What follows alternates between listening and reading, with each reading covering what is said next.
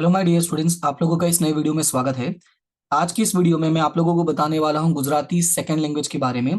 इसके पहले की वीडियो यानी लास्ट वीडियो में जो मैंने अपलोड किया था उसमें मैंने आप लोगों को हिंदी सेकंड लैंग्वेज के बारे में बताया था कि उसमें आपको कैसे प्रिपरेशन करनी है और क्या कैसे करना है। ठीक है। आज का जो मेरा टारगेट है वो ये है कि मैं आप लोगों को गुजराती सेकंड लैंग्वेज के बारे में बता दूं, इसलिए ध्यान देना कि ये गुजराती सेकंड लैंग्वेज है, फर्स्ट लैंग्वेज वालों का नहीं है। ताकि आप लोग वीडियो आगे देखो, टाइम वेस्ट करो, उससे बेटर है मैं आपको शुरुआत में ही बातें बता दे रहा हूँ ताकि आपको कोई परेशानी ना हो। ठीक है। कि सेकंड लैंग्वेज का प्रिपरेशन कैसे करना है उसके बारे में मैं आपको यहाँ पे प्रोवाइड करने वाला ईच एंड एवरी इन्फॉर्मेशन जो भी मैंने कलेक्ट किया है। और जैसा मैंने पहले ही बता दिया था कि देखो ये मेरा मेन सब्जेक्ट नहीं है, तो कहीं ना कहीं मैंने ये अपने स्टूडेंट्स की हेल्प ली है, जो प्रीवियस ईयर के करंट ईयर के जो अच्छे पढ़ने में है उनकी मैंने हेल्प ली है। और उनकी हेल्प से मैंने कुछ चीजों को ऑब्जर्व किया, देखा, प्रीवियस ईयर के पेपर को कंसिडर किया और उसकी वजह से जो मैंने यहाँ पे एक कंक्लूजन रेडी किया है वो कंक्लूजन मैं आपके साथ शेयर करने वाला हूँ। ठीक है। तो सबसे पहले मैं आपको पेपर पैटर्न के बारे में बता दूं, इससे क्या होगा फिर आपको एक्सप्लेन करने में मुझे आसानी होगी, आपको समझने में भी आसानी होगी। आपका जो पेपर है वो टोटल 5 सेक्शंस में आएगा। ध्यान से सुनना एक एक बातें, तब आपको समझ में आ जाएगा कि आपको कहाँ और कितनी मेहनत करनी पड़ेगी जिससे आप अच्छे से अच्छा मार्क्स ला सको। सबसे पहले हम बात करते हैं सेक्शन ए की। तो सेक्शन ए जो है आपका पद्य विभाग होगा, सेक्शन बी जो होगा गद्य विभाग होगा। पद्य गद्य मतलब वही पोइट्री और स्टोरीज वाला होता है। ठीक है। तो जो ये 20-20 मार्क्स कवर कर लेगा। फिर आएगा आपका सेक्शन सी यानी थर्ड वाला, ये आएगा आपका व्याकरण का। व्याकरण में आपके टोटल 20 मार्क्स के होंगे। इसी के लिए मैं आपको कुछ हेल्प कर दूंगा, बाकी इसके लिए मैं क्वेश्चंस प्रोवाइड कर दूंगा। फिर बात करें सेक्शन डी और सेक्शन ई। देखिए सेक्शन डी और सेक्शन ई जो होता है ये राइटिंग सेक्शन होता है, यानी आपको यहाँ पे आप कितना बेटर तरीके से लिख सकते हो। जैसा मैंने हिंदी में कहा था सेम टू सेम बात यहाँ पर भी अप्लाई होता है कि ये टोटली आपके डिपेंड करता है राइटिंग सेक्शन जो है वो राइटिंग स्किल पे डिपेंड करता है। किस पे डिपेंड करता है? राइटिंग स्किल पे। अब बोलोगे सर गुजराती हमारे लिए इतना पॉसिबल नहीं होता है, तो देखिए एक चीज मैं आपको इतना अश्योरेंस देता हूं कि अगर आप लोग प्रॉपर वे में एक बार रीडिंग कर लेते एग्जाम से पहले, अपनी बुक को अच्छे से रीड कर लेते हो, तो आपको वर्ड्स का थोड़ा नॉलेज हो जाएगा कि कौन सा वर्ड्स किस लिए यूज होता है, कहाँ यूज होता है, तो आप उसकी हेल्प से थोड़ा बहुत तो लिख सकोगे। एटलीस्ट जो अभी जीरो हो कुछ ना कुछ तो बन सकते हो ना। ठीक है। तो इस चीज को समझो और अच्छे से अपने आप को प्रिपेयर करो। तो स्टार्ट करते हैं वन बाय वन। सबसे पहले देखो ये पूरा डिटेल में दिया गया तो मैं इसको डिस्कस नहीं करूंगा, मैं सीधा पेपर पे आ जाता हूँ, पेपर पे ही वन बाय वन करके एक्सप्लेन करता हूँ। नहीं तो चलो एक बार दिखा देता हूँ मैं यहाँ पे। सबसे पहले जो आपका सेक्शन ए है, जैसे इसको 20 मार्क्स है तो ये 20 मार्क्स डिस्ट्रीब्यूट कैसे किया वो ध्यान से सुनना। आपका 1 to 5 नीचे आपेला विकल्पों माथी योग्य विकल्प पसंद करी उत्तर लिखो। मतलब ये क्या है, ये आपको ऑप्शनल होता है, ये क्या होता है आपको एमसीक्यू बेस्ड होता है। उसके बाद है ये 6 to 9 नीचे आपेला जोड़का ने साची रीते जोड़ो। अब ये इसमें क्या करना होता है आपको, वो मैच मैच करना होता है, ए और बी ऑप्शन होगा, ए और बी को आपको मैच करना होता है। उसके बाद 10 to 12 नीचे आपेला प्रश्नों एक वाक्य में उत्तर आपो 3-4 वाक्य में एन सविस्तार।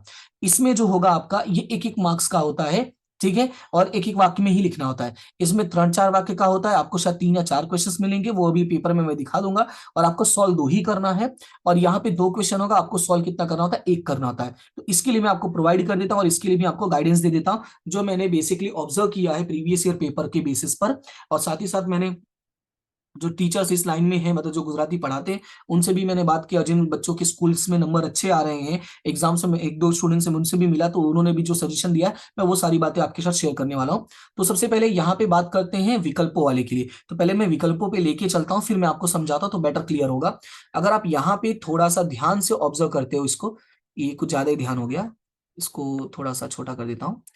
हाँ ठीक है। तो यहाँ पे सबसे पहले देखो लिखा गंगा सतीनु कयु काव्य तुम्हारा पाठ्य पुस्तक में छे। अब क्वेश्चन है सर ये कैसे इसको लर्न करेंगे, तो मैं आपको बता दूं जो गंगा सती है वो आपका फर्स्ट चैप्टर है। अब मैंने इतना ज्यादा ऑब्जर्व किया, इतना ज्यादा मेहनत किया, तो कुछ चैप्टर्स के नाम तो मुझे भी याद हो गए हैं। हाँ कविता वाला थोड़ा है भाई नहीं याद हुआ है मुझे, बाकी गंगा सती जो है वो फर्स्ट चैप्टर है, ये कंफर्म है। अब यहाँ पे लिखा है गंगा सतीनु कयु काव्य तुम्हारा पाठ्य पुस्तक में छे, तो आपको पता होना जरूरी है कि कौन सा चैप्टर है। तो फर्स्ट है क्रोधी स्वभाव ने जितवो रे, ये आपका जो है ये गंगा सती के पाठ में से, मतलब ये गंगा सती का काव्य है। अब इसके लिए कैसे प्रिपरेशन करोगे तो मैं आपको एक आइडिया दे देता हूं। जो आपकी बुक होती है, अब ध्यान से सुनना, जो आपकी बुक होती है उस बुक का जो इंडेक्स पेज होता है, ठीक है, उस बुक के इंडेक्स पेज में जो आपके चैप्टर्स के नेम होते हैं, चैप्टर नेम होता है, चैप्टर्स नेम के राइटर्स कौन है, राइटर्स होंगे या तो पोएट होंगे, जो भी होंगे। ठीक है। इसके अलावा मैं यहाँ पे लिख देता हूँ पोएट। इसके अलावा अगर आप लोग देखोगे तो उसमें एक सेक्शन ऐसा होता है जिसमें वो लिखा रहता है पद्य, नवल, कथा, ऐसा करके लिखा रहता है। ठीक है, नवल कथा लिखा रहेगा या तो चरित्र लिखा रहेगा, तो वो वाला भी, सॉरी गुजराती में है तो लाइन नहीं होता, तो या तो चरित्र लिखा होगा। तो इस तरीके से आपको ये फर्स्ट पेज जो है वो एनी हाउ आपको रीड कर लेना है। अगर आप इसको रीड कर लेते हो तो मान के चलो इसमें से लगभग 10 मार्क्स के क्वेश्चंस तक बन सकते हैं, यानी मैक्सिमम 10, हाँ ये मैं मैक्सिमम बोल रहा हूं, ऐसा नहीं कि एग्जैक्ट 10 मार्क्स का आता है, 10 मार्क्स तक बन सकता है आपका। जैसे एक और क्वेश्चन में दिखाता हूं, यहाँ पे लिखा है नीचे ना माथी लोकगीत ओळखावो, चार है हंकारी जा वतन नो तलसाट वीडी वाडनारा है ना आ रस्ताओ। अब पूछा है कि इनमें से लोकगीत कौन सा है, तो जैसे अगर मैं आपको बताऊं इसमें से लोकगीत कौन सा है, तो पहला कौन सा है हंकारी जा, तो हंकारी जा तो लोकगीत नहीं है, ये उर्मी काव्य है। दूसरा कौन सा है वेडी वाडनारा, तो वेडी वाडनारा जो है आपका, कहाँ गया वेडी वाडनारा, हाँ ये लोकगीत है। तो आपका जो आंसर हो जाएगा वो क्या हो जाएगा, वेडी वाडनारा। तो इस तरीके से अगर आपको जो फर्स्ट पेज अगर आपका क्लियर होगा तो इसमें भी आपके काफी सारे क्वेश्चंस बन जाएंगे। अब जैसे यहाँ पे देखो लिखा है प्रवाहनी मध्य कविनो सानो आभास थाय छे, तो अब इसमें बोलोगे सर ना तो ये तो फर्स्ट चैप्टर में से ना कवि का पूछा है ना लोकगीत का पूछा है, तो इसको कैसे रीड करेंगे। तो इसके लिए आपको क्या करना होगा, जो आपका चैप्टर का स्टार्ट होता है ना, चैप्टर का स्टार्ट में अगर आप देखोगे तो आपको एक पैराग्राफ होता है इंट्रोडक्शन के तौर पे, वो जो लाइन खींची होती है लाइन के ऊपर इंट्रोडक्शन होता है, जिसमें जो राइटर होता है या पोएट होता है, पोएट या राइटर का इंट्रोडक्शन होता है, और उसके नीचे एक और पैराग्राफ होता है जिसमें आपकी बुक जो चैप्टर है उसका डिटेल मेंशन होता है। तो वो आपको पढ़ लेना, उसमें से भी काफी सारे क्वेश्चंस के आंसर हो जाएंगे। राइट, क्लियर हुआ इतना। इसके अलावा कुछ चीजें आपको जो हेल्प करेंगी वो लॉन्ग क्वेश्चंस में से हो जाएगा, वो मैं आपको धीरे धीरे समझाता जाता हूं। ठीक है, तो पहले ये याद रखना कि ये इतना आपका कंफर्म हो जाएगा। अब इसमें करोगे क्या वो सुनो, जो मैंने अभी कहा इसकी वजह से आपका होगा क्या, कि यहां पे मैं अंडरलाइन कर देता हूं, ये 1 to 5 मार्क्स क्लियर होगा, 6 to 9 क्लियर होगा, यहाँ पे 18 to 21 क्लियर होगा, 22 to 25 क्लियर होगा। यानी ये चार चीजें जो है वो इतने करने से हो जाएगा। फिर बाकी बचा जो है उसके लिए मैंने यहाँ पे इंपॉर्टेंट क्वेश्चंस प्रोवाइड कर दिया है। अभी जो इंपॉर्टेंट क्वेश्चंस है मैंने कैसे प्रिपेयर किया वो मैं आपको ऑलरेडी बता चुका हूं, कि प्रीवियस ईयर के बेसिस पर जो मैंने प्रीवियस ईयर के पेपर्स हैं उस पेपर को मैंने यहाँ पे कलेक्ट करके उसमें से जो क्वेश्चंस पूछे गए चैप्टर में से वो मैंने लिख लिया है, और बहुत क्लियर वे में लिखा, सो दैट कि आपको ये ज्यादा बेटर वे में हेल्प हो। जैसे कि चैप्टर नंबर 1 जो गंगा सती का है, उसमें देखो मैंने यहाँ पे एक वाक्य वाले को, फिर 3-4 वाक्य वाले को और सविस्तार वाले को मैंने ये भी डिनोट कर दिया कि कौन सा एक वाक्य में पूछा है, कौन सा 3-4 यानी 3-4 वाक्य में, और कौन सा सविस्तार यानी जो डिटेल में होता है। जैसे गंगा सती साने जीतवानु कहे छे, गंगा सतीनी शिष्या कौन हती। तो अब एक बात और मैं आपको बताऊं, जो हिंदी में भी अप्लाई होता है सेम वो चीज गुजराती में अप्लाई होगा। जब भी कभी आप किसी भी चैप्टर के बारे में शॉर्ट क्वेश्चंस पढ़ने जाओगे, देखो शॉर्ट क्वेश्चंस पढ़ने जाओगे तो बहुत टाइम लग जाएगा, मतलब ये चारों को लर्न करना। तो इससे बेटर क्या होगा, जो उसका लॉन्ग क्वेश्चन मैंने बताया है, अगर लॉन्ग क्वेश्चन नहीं बताया है तो लॉन्ग क्वेश्चन के पीछे कौन सा होगा, 3-4 वाक्य वाला, फिर 3-4 के पीछे कौन सा एक वाक्य वाला होगा। यानी पहला जो फोकस होगा वो सविस्तार वाले पे करना। क्यों, उसका रीजन बता रहा हूं। जब आप सविस्तार वाले पे जाओगे, जैसे आप लिखा ना कि गंगा सती मानव स्वभावना कया कया दुर्गुणों जड़ावी तेने दूर करवाना उपायो सुचवे छे, तो जब आप इसको रीड करोगे ना तो यहाँ पे देखो साने जीतवानु कहे छे, तो ये इसके अंदर आ जाएगा। गंगा सती अंतरमा सुधारण करवानु जड़ावे छे, सुपायो सूचवे छे, ये इसके अंदर आ जाएगा। तो इस तरीके से आपको काफी सारे क्वेश्चन जो है अपने आप कवर हो जाएंगे।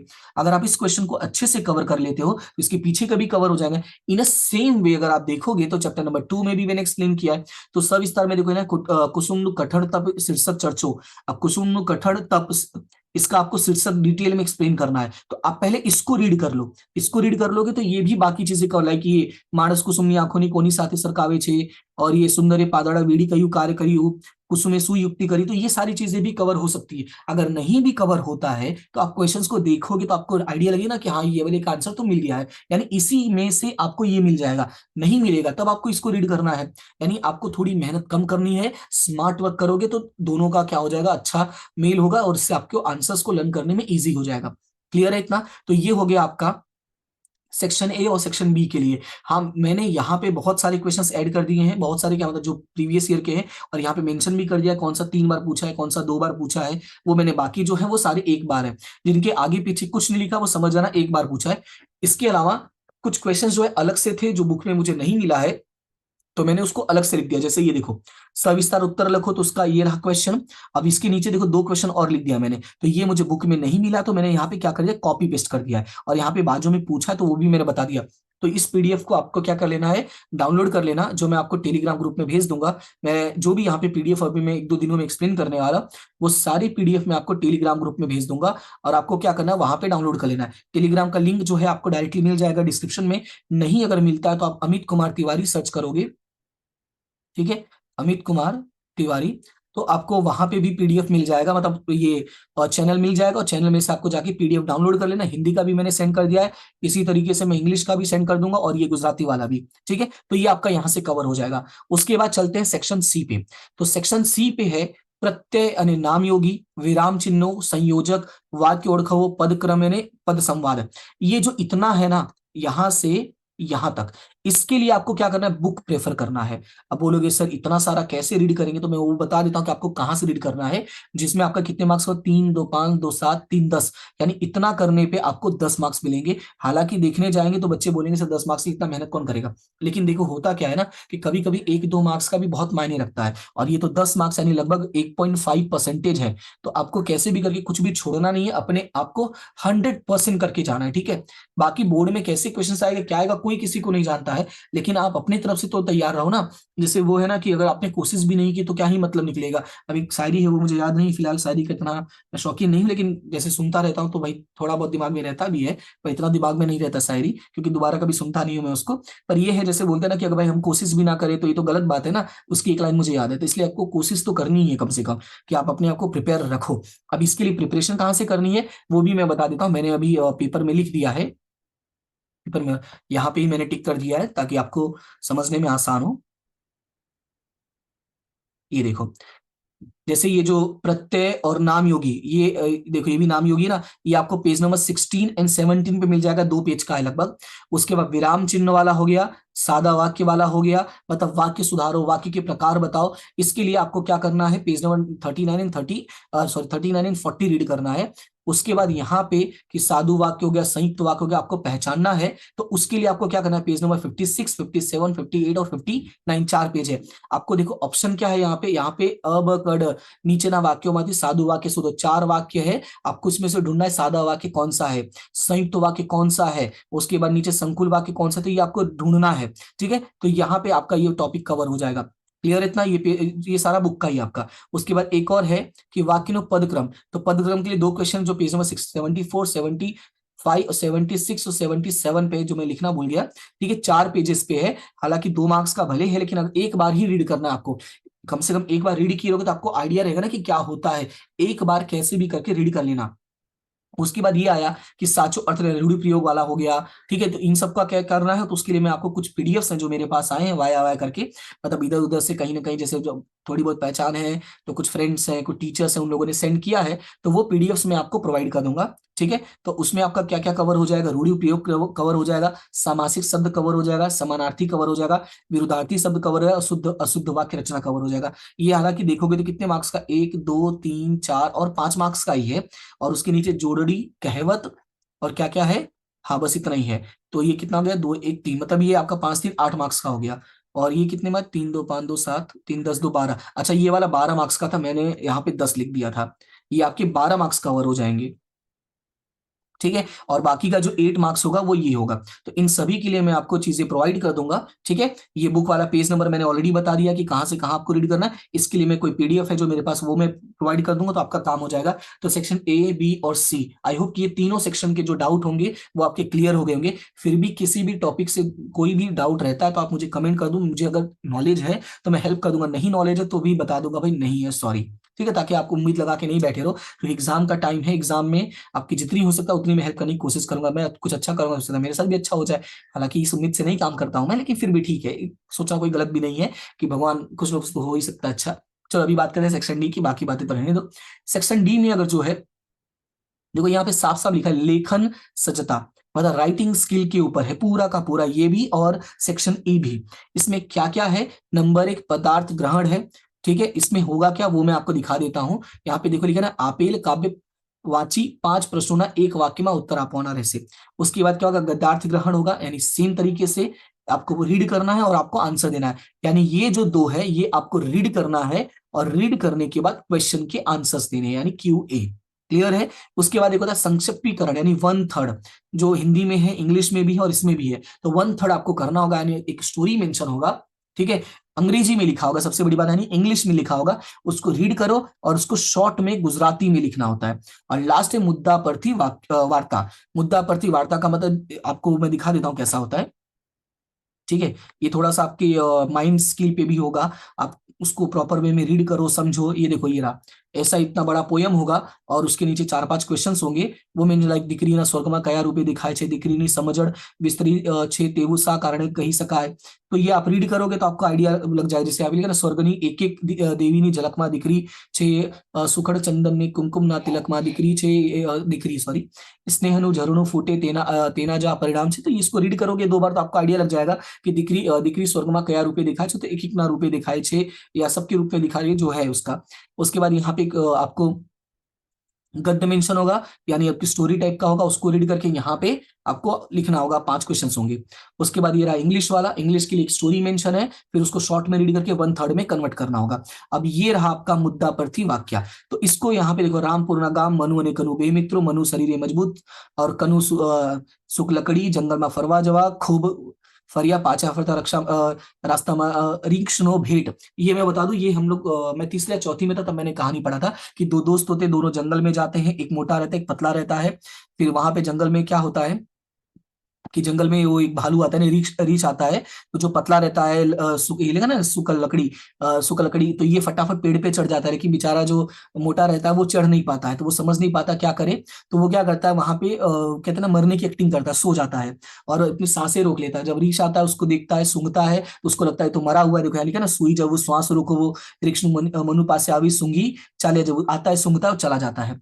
फिर जब रीछ चला जाता है तो जो उसका दूसरा फ्रेंड है, ताकि पूछता है कि तेरे कान में क्या कहा, तो उसने यही कहा कि जो मुसीबत में छोड़ के चला जाए ऐसे दोस्तों से दूर रहना, ऐसा कुछ करके पढ़ा था, एग्जैक्टली याद नहीं है। तो इस तरीके से आप लोग स्टोरीज को, कैसा होगा जब आप रीड करोगे ना, तो ज्यादातर चांसेस होगा कि आपको इसी के अंदर सब कुछ मिले। अब इसमें भी देखो, सब कुछ मेंशन ही दे दिया, यहाँ पे देख रहे हो, रामपुर गांव पाचा फरतारीश में फिर पाछड़ पड़ वो कनूनु झाड़ पर चढ़ी, जब वो जो मैंने वर्ड यूज किया ना, वो सारा इसके अंदर मेंशन है। बस आपको याद रखना है कि 100 to 150 वर्ड्स में लिखना है इसको, ठीक है। और लास्ट में एक शीर्षक देना होता है, तो शीर्षक मैंने जैसे बता दिया, ठीक है। तो वो आप इस तरीके से लिख रहे हो, या सच्चा मित्र ऐसे करके लिख सकते हो, या जो भी आपको सही लगे वर्ड आपके हिसाब से वो लिख सकते हो, ठीक है। ये हो गया आपका। उसके बाद सेक्शन ई।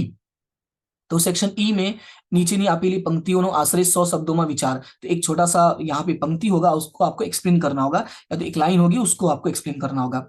फिर यहाँ पे तुम्हारी શાળામાં યોજાયેલ ધોરણ 12 विद्यार्थियों विदाय समारंभ। तो मुझे लगता है ये अहवाल का मतलब रिपोर्ट होता है, और मुझे लगता है कि ये आप लोग आसानी से लिख लोगे ये सारी चीजें। उसके बाद लास्ट जो क्वेश्चन होगा वो आपका होगा ऐसे का, और ऐसे के लिए आपको 3-3 पॉइंट होंगे, मतलब 3 क्वेश्चन होंगे, 3 में से किसी एक को सॉल्व करना होगा, राइट। तो ये हो गया पूरा गुजराती का पेपर पैटर्न। ये जो लास्ट के 2 सेक्शन, सेक्शन डी और ई, सेक्शन डी और ई के लिए ज्यादा परेशान होने की जरूरत नहीं है, लेकिन अगर आपको आपके पास प्रीवियस ईयर पेपर्स हैं तो अच्छी बात है, उसमें से आपको एक बार प्रैक्टिस जरूर कर लेना है। नहीं है तो भी आप मुझे इन्फॉर्म कर देना, मैं ट्राई करूंगा कि मैं टेलीग्राम ग्रुप में प्रीवियस ईयर के पेपर एटलीस्ट प्रोवाइड कर दूं। ये प्रीवियस ईयर की पेपर या मेरे पास जो भी है, मैं आपको टेलीग्राम ग्रुप में और अपने ऐप पर भी अपलोड कर दूंगा, जिससे आपकी दोनों तरीके से हेल्प हो जाए। जिनको ऐप पर जाना है वो ऐप पे मतलब ऐप पे चले जाना, जो टेलीग्राम में वो टेलीग्राम से, मतलब आपको वो भी मिल जाएगा, बस एक बार मुझे इन्फॉर्म कर देना, ठीक है।